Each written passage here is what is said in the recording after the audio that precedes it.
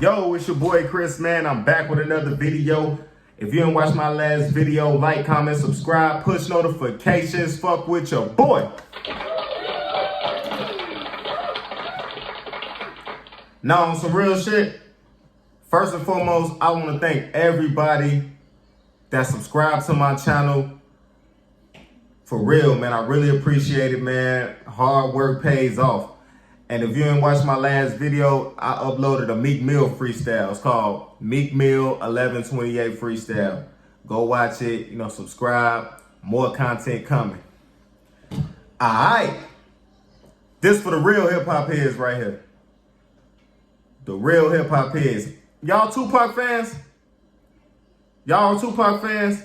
Man, if y'all follow Tupac, y'all know that he was like the first outspoken, like really artist that really just talked to souls in his music. Like he was a street poet, like on the real. He was like really one of them ones that if whatever was going on in the world, Tupac spoke about it in his music. Like he didn't care who liked it, the president, the governor, the mayor, whoever. He don't care. He didn't care who liked it.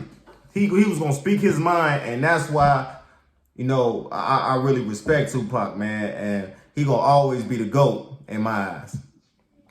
But let me not go off subject. Alright, y'all know about Machiavelli, the 7-Day Theory, arguably Tupac's best album. Arguably Tupac's best album. Man, that album was so cold, man. It's like a movie, man. You could literally just put that album on and just let it roll, man. You could just let it play because Tupac had so much to prove when that album came out. Because, of course, he went to jail, for rape, of course. And during the time that he was in jail, Biggie became that guy. Like Biggie became the king of New York.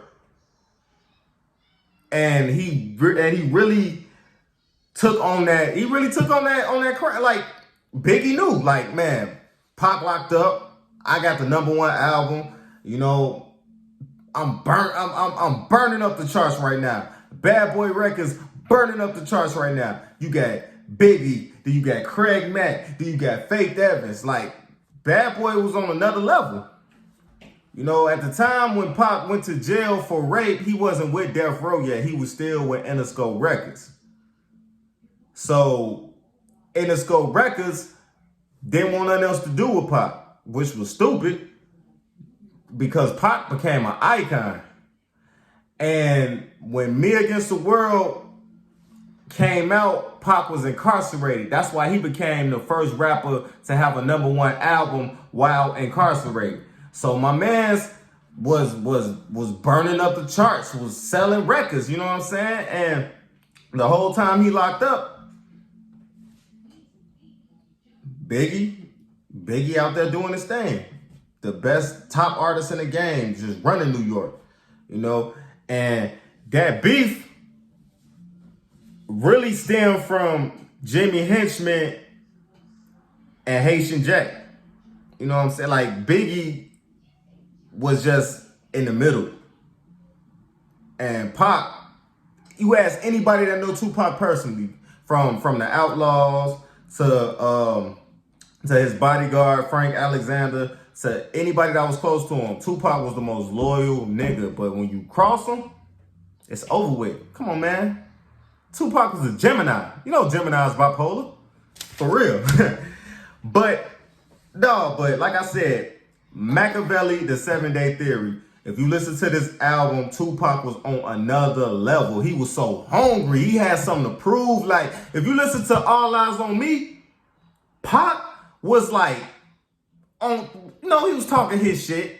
He's talking his rich shit. He got on his political shit in there a little bit. He got on his shit, talking to the streets, talking to the little homies, talking to souls. Like similar to like what Meek Mill and Lil Durk and people of that sort, do today. Pac was really versatile on that album, but on this album, he going straight at his ops. Straight at his ops. Mobb Deep, Jay-Z, Biggie, Puffy, Haitian Jack, Jimmy Henchman, King Tut, all them. Like, Pac was going in on all them. So, I was born in 1995. So, I kind of remember, like, when you buy albums, you know, at the end, they got those liner notes. Like, I always used to read those. Like, I remember buying Young Jeezy's Thug Motivation 101, the liner notes in that album. And I remember buying, what was another album? Not actually, matter of fact, I didn't buy it. I remember reading it. Get Rich or Die Trying, 50 cents. Liner notes. And if y'all ever, like, whoever still got the old CDs, just go read the liner notes. They very interesting, like, for real. Very. But this one, it's like one of the most historic, the most memorable liner notes ever.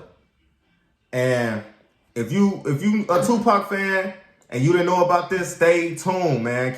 I appreciate y'all who still watching, but stay tuned. I'm finna read them to you, the liner notes on what Pac said. And like he said, that's why he said, niggas talk a lot of shit, but that's after I'm gone, because they feel me in a physical form. Facts. Mobb Deep, Jay-Z, Biggie, none of them want to smoke with Pac when he was alive. And that's because Pac was just like, dude, y'all can't fuck with me. Bar for bar. Songwriting, making hits, none of that. Y'all can't fuck with me at all. Y'all can't fuck with me. Pac let that be known in his music. And I'm not a numbers guy now, but back then, selling 1 million in the first week, that was a big deal. Facts. But let's get to it, though. All right. So, Pac starts off by saying, I dedicate this to Jack, the snitch agnet, for ordering the hit. All right. Y'all know who Haitian Jack is. He was a promoter back in the 90s, but he was a real gangster. Like, he used to extort a lot of rappers from the likes of, let me see off top. What's an old school rapper?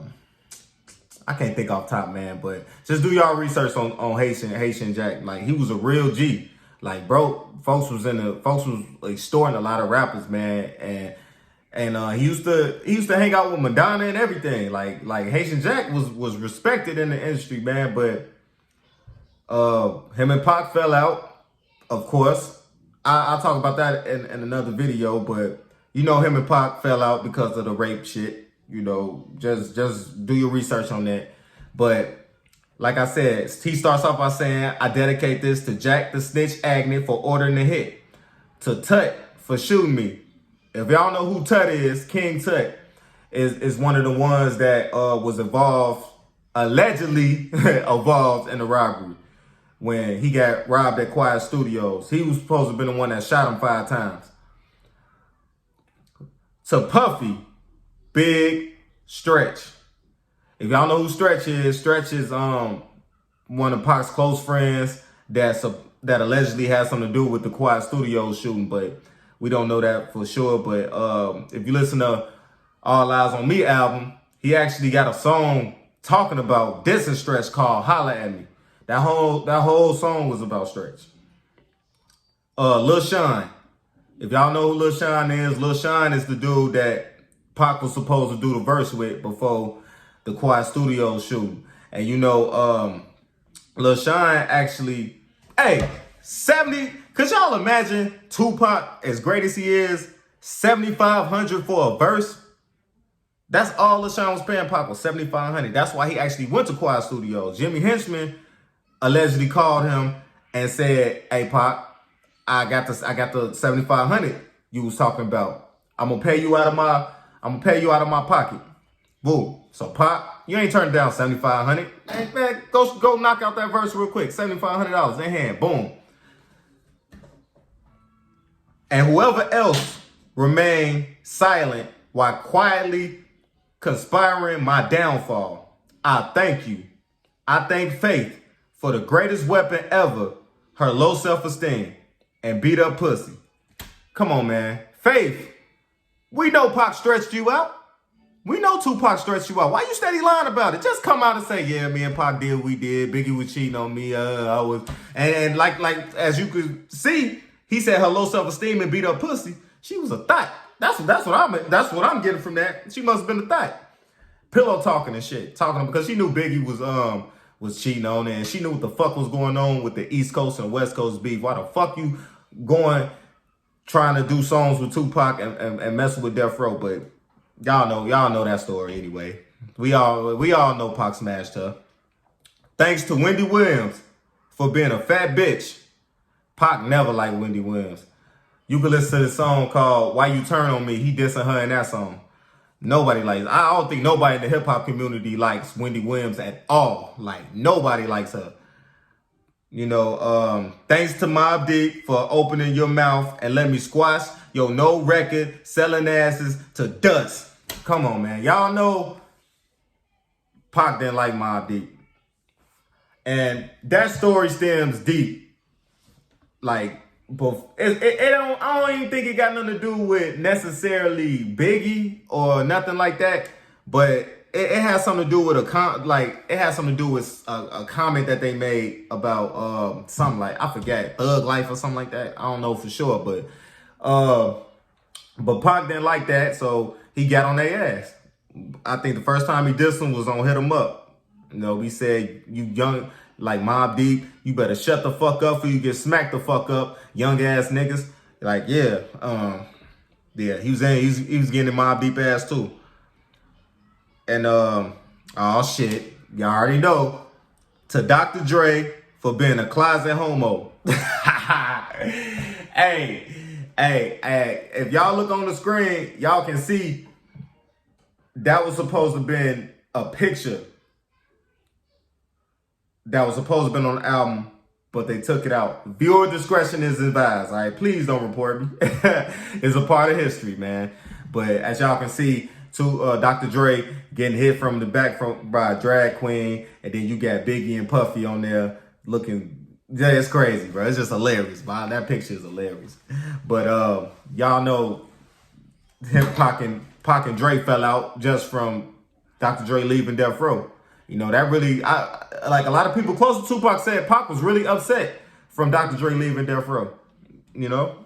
I mean, the greatest producer of all time, man. Like, it's just sad that Dr. Dre only did 2 beats for Tupac.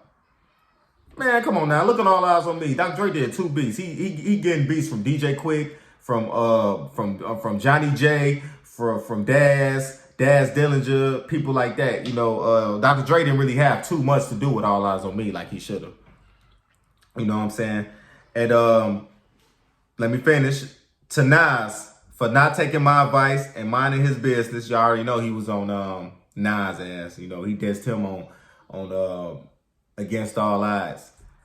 You know, he dissed all of them on there. This little nigga named Nas think he live like me. Talking about he left the hospital to fire like me. You live in fantasies, nigga. I reject your deposit. We shook Dre punk ass. Now you out of the closet.